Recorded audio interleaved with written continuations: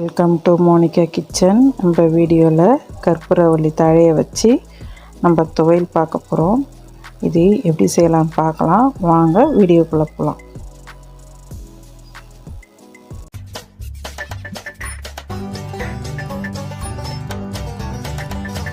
ஒரு மண் சட்டியில் 2 ஸ்பூன் எண்ணெய் சேர்த்துட்டு 2 ஸ்பூன் உளுத்தம்பருப்பு சேர்த்துக்கலாம்.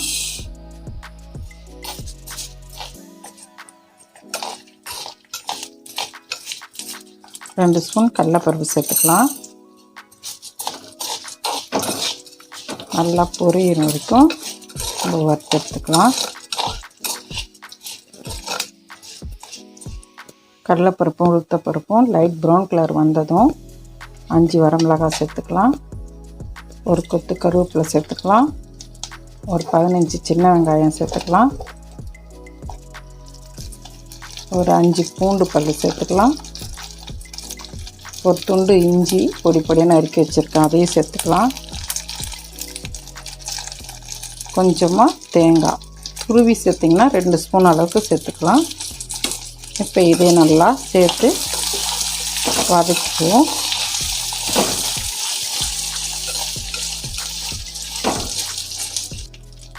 நல்லா பூண்டு வெங்காயம் எல்லாம் நல்லா வதங்கிடுச்சு. இஞ்சிலாம் இப்போ புளி ஒரு எலுமிச்சம்பழம் அளவுக்கு நார்லாம் எடுத்துட்டு சேர்த்துருக்கேன், அதையும் இது கூட சேர்த்து நல்லா வதக்கிக்குவோம். இப்போ ஒரு 10 போல் கற்பூரவள்ளி தழை இருக்குது, அதையும் நம்ம சேர்த்துக்கலாம். நம்ம வீட்டில் செடியில் இருந்த தழையை தான் இப்போ நான் பறிச்சிட்டு வந்தேன். இந்த தழையில் நம்ம துவையல் செஞ்சு சாப்பிடும்போது சளி இரும்பல் இதிலேருந்து அதுக்கெல்லாம் நல்ல நிவாரணமாக இருக்கும் இந்த கற்பூரவள்ளி தழை.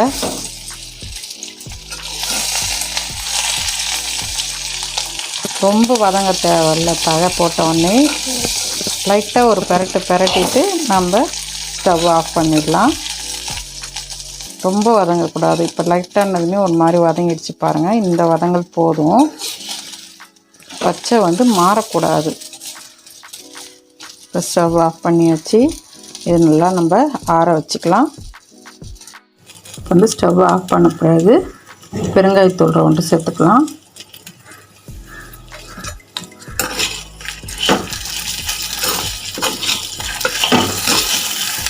இப்போ இது நல்லா ஆறிடணும். வதக்கண்டு நல்லா ஆறிடுச்சு. இப்போ நம்ம ஒரு மிக்ஸி ஜாரில் சேர்த்து அரைச்சி எடுத்துக்கலாம்.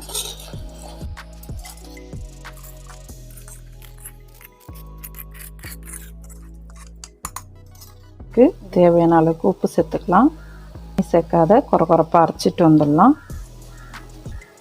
இதுமாதிரி கொரகொரப்பாக அரைச்ச பிறகு நம்ம இதை லைட்டாக தண்ணி ஊற்றி ஒரு 2 ஸ்பூன் அளவுக்கு தண்ணி ஊற்றி அரைச்சிக்கலாம். ரொம்ப வேண்டாம், நம்ம அந்த துவையல் பதம் வேணும், அதனால் லைட்டாக. இப்போ இதை அரைச்சிட்டு வந்துடலாம். இப்போ 2 ஸ்பூன் தண்ணி தான் விட்டுருக்கோம். இப்போ நல்லா துவையல் நல்லா அரைஞ்சி வந்துடுச்சு.